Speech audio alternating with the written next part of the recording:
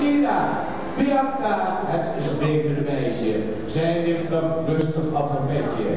U ziet hoe haar lichaam zich spant. U ziet hoe ze heel langzaam omhoog komt. U ziet hoe ze gesneden is en hoe ze 10 centimeter van de vloer is. Helaas, u ziet het vergt veel concentratie. Ze zal het nog een keertje proberen. U ziet het, ze is gedaan. Haar lichaam ontspant zich weer. U ziet hoe ze weer heel langzaam omhoog stijgt. U ziet hoe ze 10 centimeter van de vloer af is. U ziet hoe ze nu 20 centimeter van de vloer af is. Zij is 30 centimeter, 40 centimeter. Zij stijgt tot 50 centimeter, dames en heren. Zij is zo aan halve benen.